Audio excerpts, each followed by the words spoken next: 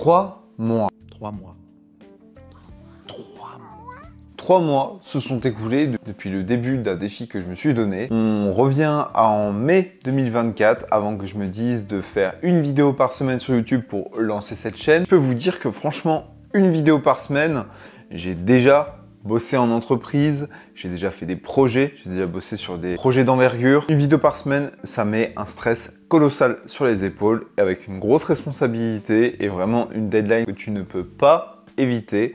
Et je voulais revenir sur ces 3 derniers mois où sont sortis pas mal de vidéos que vous avez pu voir, peut-être revoir, peut-être que vous ne les avez pas tous vues et c'est comme ça. On a testé plein de choses, il s'est passé aussi plein de choses sur les autres réseaux et j'ai enfin trouvé d'un côté la niche, c'est-à-dire les gens pour qui j'ai envie de créer du contenu et aussi la façon dont j'ai envie de diriger cette chaîne YouTube. Salut, moi c'est Thomas, je fais du contenu sur différents réseaux sociaux, principalement Instagram, TikTok, aussi sur YouTube. Vous pouvez m'en trouver aussi beaucoup sur Twitch et encore plus les prochains temps. Mon but, c'est de vous faire souffler du nez, vous apprendre 2-3 petites choses sur l'univers métal, l'univers geek ou encore ma région de cœur, la Moselle. Tout ça avec un humour, ma foi, très fin. Non, c'est totalement faux. Mon humour, c'est un énorme glaçage de gros sucre glace sur un gâteau déjà bien gras. Comme ça glisse dans ton gosier, c'est un peu ça le but. C'est un peu ça ma patte artistique. Et du coup, aujourd'hui, on revient sur 3 mois de vidéos YouTube. Je reprends le contexte. Donc, en mai se termine mon dernier contrat de travail qui m'a permis, du coup, de bénéficier de France Travail et ainsi de m'assurer un départ plutôt sécuritaire dans la vie des créateurs de contenu. Donc, ça fait un petit moment que je crée déjà du contenu sur la plateforme, sur YouTube, sur TikTok, sur Instagram. Mais on va dire que là, c'était vraiment le début de « Ok, on met tout à 100%, voire 150 quand on le peut ».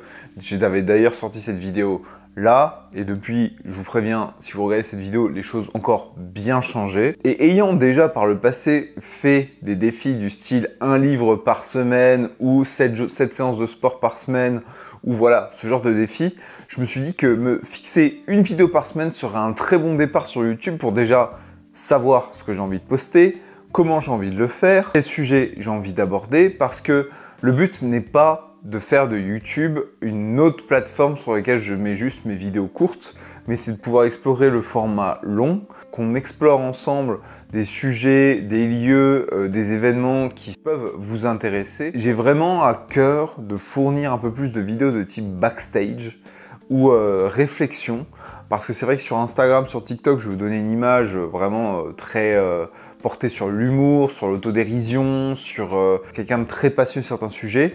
Mais derrière, je suis aussi un humain qui, du coup, du haut de mes 33 ans, ça va arriver bientôt après la sortie de cette vidéo, j'ai vécu pas mal de petites choses durant ma vingtaine qui pourraient vraiment vous intéresser. Ma vidéo sur les voyages solo en a un bon exemple.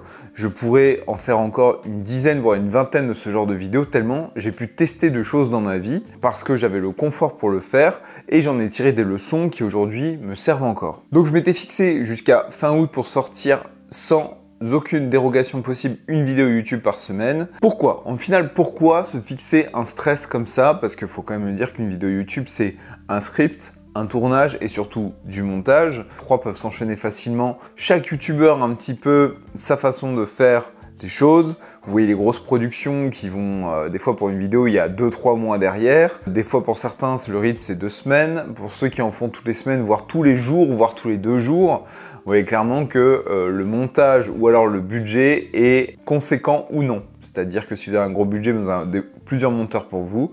Et si vous ne faites pas de montage, forcément ça vous prend clairement moins de temps. Parce que la chaîne de Sam Sulek en a un très bon exemple.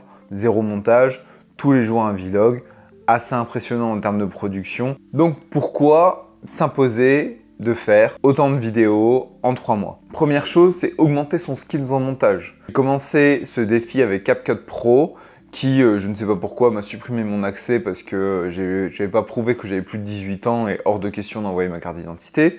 Donc j'ai dû passer entre-temps sur Premiere Pro, mais ça a été le changement le plus bénéfique que j'ai pu faire parce que Premiere Pro offre quand même bien plus. Autant Premiere Rush sur portable, je trouve vraiment, c'est pas le top pour monter des petites vidéos. Je reste encore sur CapCut, la version non pro. Autant sur PC, en termes de confort, une fois qu'on a ses habitudes, une fois qu'on a ses presets, c'est quand même clairement plus agréable d'être sur Premiere Pro. Pro. Donc augmenter le skills en montage, lancer la chaîne, forcément on va pas attendre 20 000 ans de lancer quelque chose, tester différents formats, et ça c'était la meilleure leçon apprise par ce défi, et savoir où j'irai par la suite. C'est-à-dire qu'une fois qu'on a pu cette obligation de sortir une vidéo par semaine, comment est-ce que je voudrais faire par la suite? Alors du coup, qu'est-ce qui s'est passé en 3 mois? Alors, on peut checker la case une vidéo par semaine, ça a été fait.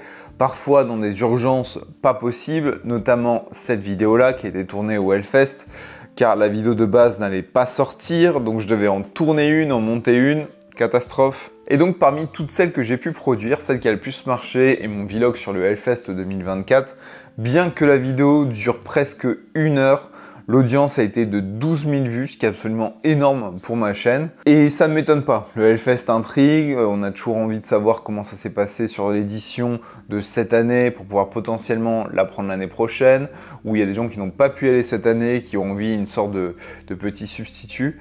Et les retours ont été majoritairement positifs sur cette vidéo.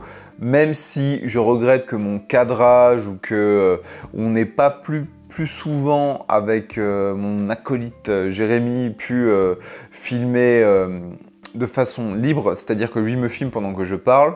On a pu en tout cas tester les micros que vous voyez ici qui sont très très bien. Et en fait, c'était vraiment un super échauffement pour l'année prochaine. Par contre, en termes de vidéos courtes, là, pour le coup, le Hellfest a été grandiose vu que j'ai sorti 20 000 vidéos par rapport à cet événement-là.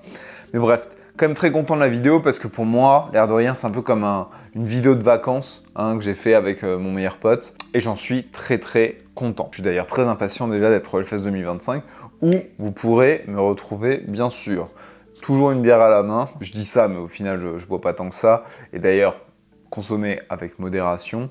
Mais en tout cas, j'espère qu'année prochaine, je courrai moins entre chaque scène et que j'organiserai mieux mon temps parce que cette année, j'étais vraiment newbie dans la création de contenu en festival. La vidéo qui a le moins marché, c'est l'interview avec Bennett. Donc Bennett, c'est un des tatoueurs que j'ai pu rencontrer en début d'année qui m'a fait ce superbe crâne de rhinocéros que vous voyez à l'écran, que j'adore. C'est du micro-réalisme fait avec un effet critérium. Et on a réalisé une interview parce que moi je trouve ça hyper intéressant d'interviewer des gens qui sont dans le tatouage.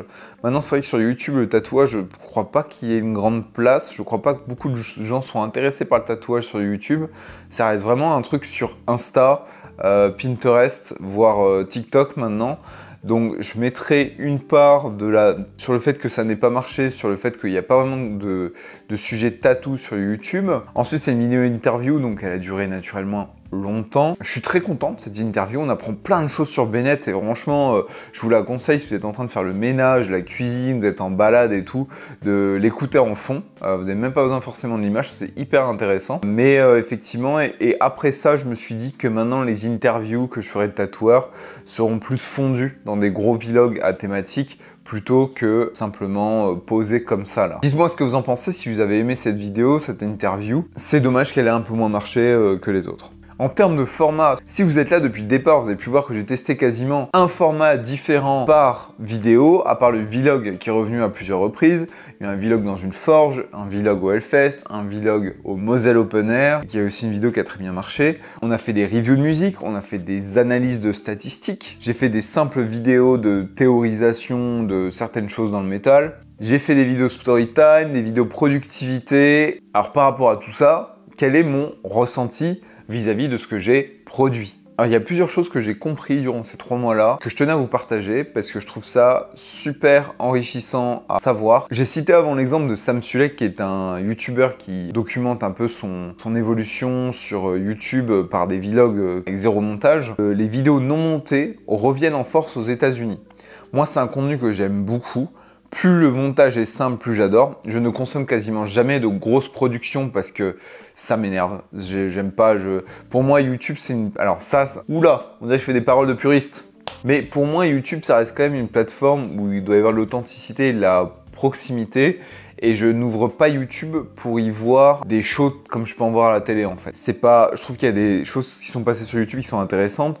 Le GP Explorer par exemple, c'était une expérience incroyable, mais toute cette vague de des miniatures suréditées, des cuts toutes les 3 secondes, maxi zoom, etc. J'ai tenté d'en faire un dans mes vidéos. C'est un contenu que je ne consomme pas et qui personnellement me stresse. Moi j'ai besoin d'entendre quelqu'un parler de son ressenti, de son expérience, de son savoir, et c'est là où je prends le plus de plaisir.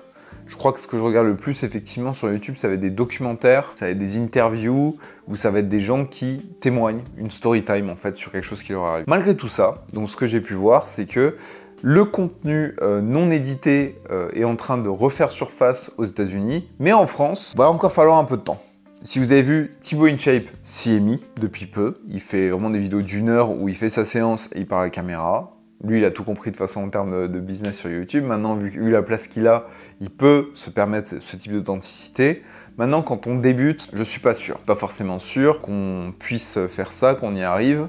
Mais bref, ce contenu arrive petit à petit en France. Malgré tout, j'ai pu voir vraiment qu'il y a une importance, mais absolument démesurée, sur la miniature et le titre de la vidéo. Vraiment, j'en avais entendu parler, mais le voir à l'exécution, c'est fou. Un des pires conseils que j'ai pu entendre sur YouTube par des youtubeurs américains ou des youtubeurs français, c'est ce conseil-là, c'est quand sur la miniature, on est déjà un aperçu de ce qu'il y a dans la vidéo. C'est-à-dire que la miniature peut être une image de la vidéo avec juste un titre dessus. C'est bête, hein, mais autant avoir la miniature la plus criarde possible. En tout cas, à l'instant T, j'espère que ça va changer avec le temps. Moi, vous verrez pour cette vidéo, je ne vais pas faire de miniature criarde. Je vais faire une miniature toute simple parce que j'ai pas envie de m'orienter vers un contenu hyper complexe. Par contre, le titre, effectivement, faut le rendre bankable. Donc ça, bon bah, on va tenter de trouver le meilleur titre possible, hein. La vidéo que j'ai préféré faire, monter et regarder, c'est, par conséquent au point précédent, c'est ma vidéo sur les voyages solo. Parce qu'il y a plusieurs choses autour de cette vidéo qui me plaisent beaucoup. Déjà, c'était un témoignage personnel d'une expérience personnelle qui, moi, m'a beaucoup apporté. De deux, le montage n'était pas incroyable. Il a fallu, je crois que c'est une vidéo que j'ai le plus rapidement montée. J'ai coupé à 2-3 endroits parce que c'était tic de langage ou alors je me répétais. Mais vraiment, c'est une vidéo que j'ai apprécié tourner, faire, re-regarder. C'est le contenu que je consomme sur YouTube, c'est le contenu que je vous ai proposé, c'est celle dont je suis le plus fier. Je ne vais pas me réexprimer sur tous les points que j'ai cités avant. C'est tout simplement celle que j'ai préféré faire, même si elle n'a pas beaucoup marché, hélas. Ou moi je me dis que si un jour quelqu'un fait une recherche sur YouTube sur un voyage solo, il tombera peut-être sur cette vidéo qui l'aiguillera. Il faut quand même le dire, en ce moment, l'algorithme de YouTube est plutôt sympa avec les petites chaînes.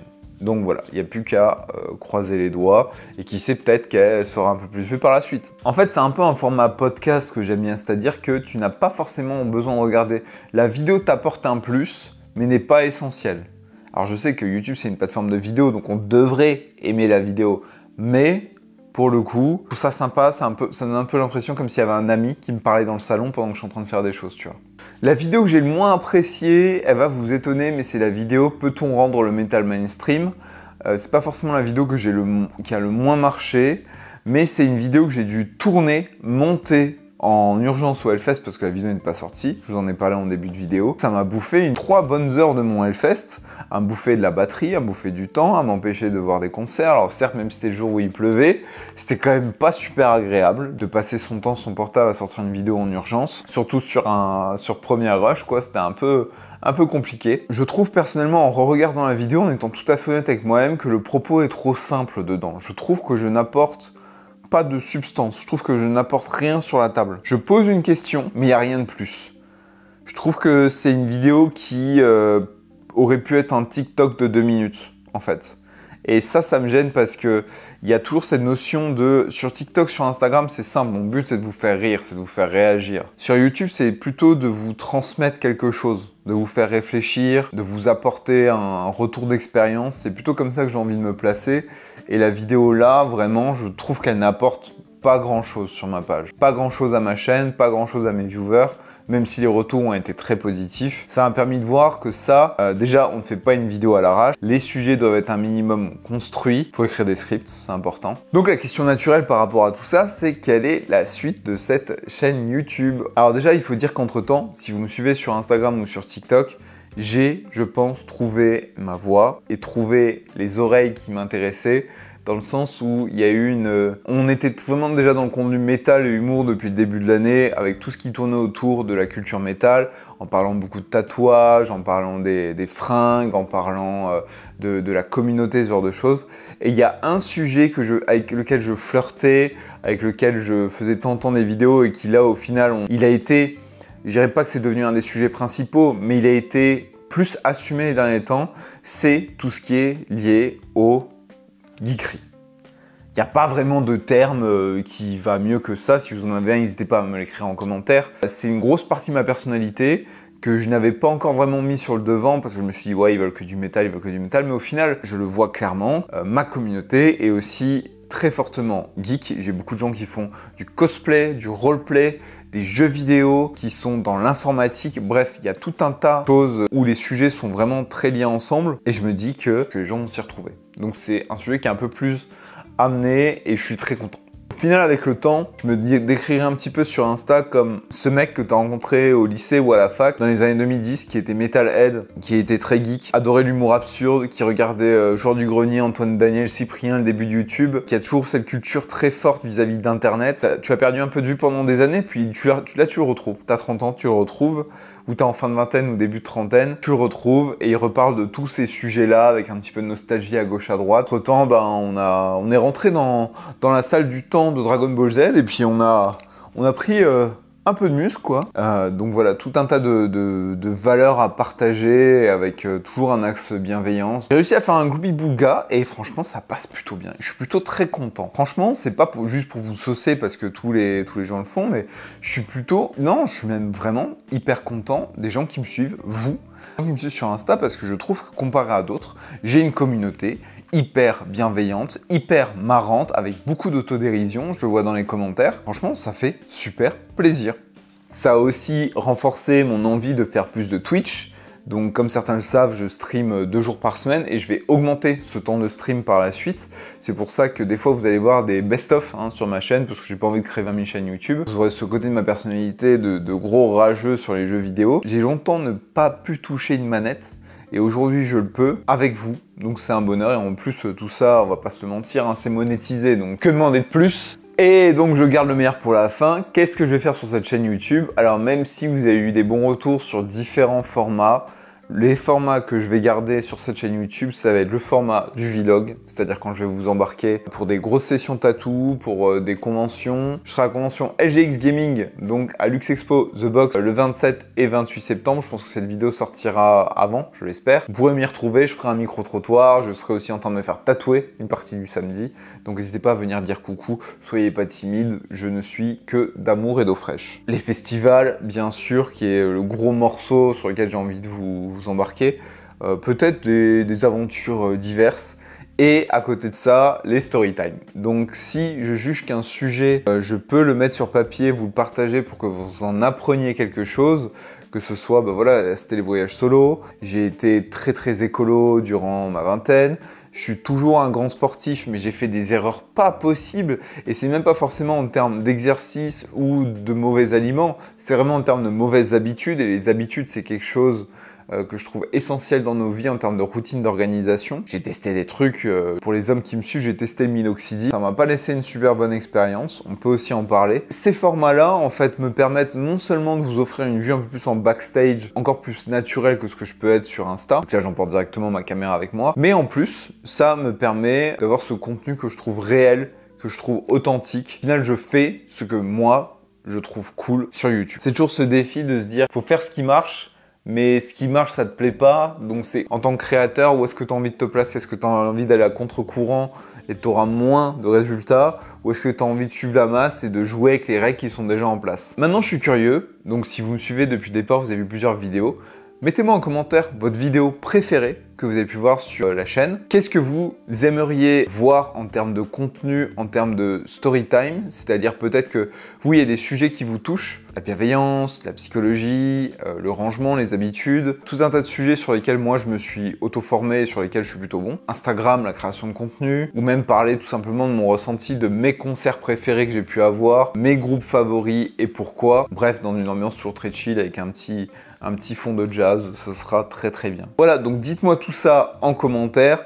Merci de liker la vidéo si vous l'avez appréciée. Vous pouvez aussi la partager en story sur Instagram ou partager la vidéo que vous avez préférée sur ma chaîne en story sur Instagram. Ça, c'est ce qui aide énormément au développement de cette chaîne YouTube.